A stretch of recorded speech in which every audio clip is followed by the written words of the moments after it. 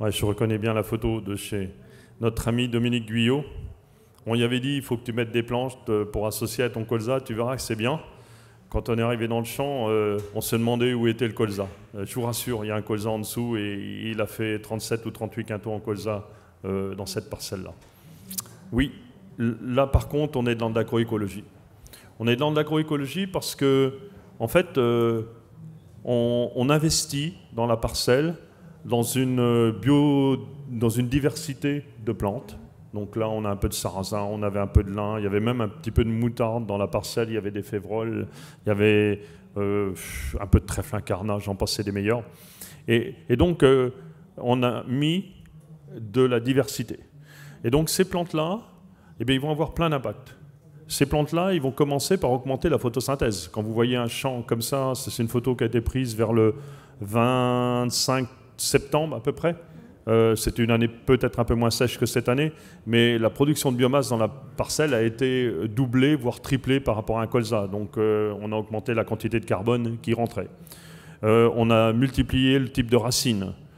Ça permet de limiter le désherbage, voire de supprimer le désherbage, parce qu'on a occupé l'espace que pouvaient prendre les adventices, comme le colza laisse de l'espace au départ, par de la végétation. Donc en fait, là, on a une lutte presque biologique au niveau de l'occupation de l'espace par des plantes. On n'a plus besoin du binage, moins ou plus besoin de désherbage. Et puis en plus, ça c'est la cerise sur le gâteau, on ne l'avait pas, disons, perçu au départ lorsqu'on s'est lancé dans cette aventure du colza associé. C'est qu'en fait, à partir du moment où on a des plantes qui dépassent le colza et qui fleurissent, ben en fait, on change l'aspect des parcelles et les insectes spécifiques, ravageurs spécifiques du colza, ne reconnaissent plus les champs de colza. Je dis couramment avec mon collègue Christophe sur la ferme, quand les voisins ne savent pas ce qu'on a semé et n'ont aucune idée de ce qu'on cherche à récolter, il y a des chances qu'on soit pas mal en matière de biodiversité. Et donc là, eh bien, vous faites un leurre au niveau visuel et vous faites aussi un leurre olfactif. Beaucoup d'insectes ravageurs repèrent leurs plantes hôtes grâce aux odeurs. Et ceux qui sont spécifiques crucifères, regardez un papillon, la pyrite du chou qui vient voler dans le jardin, il va vous repérer les 2 choux qui traînent dans le jardin. C'est inévitable. Et là, sur un champ de colza, c'est pareil. Donc, eh bien, ma foi, on a presque la suppression des insecticides. Je dis presque parce qu'il faut toujours rester de manière aléatoire. Presque. La suppression des insecticides au mois d'automne.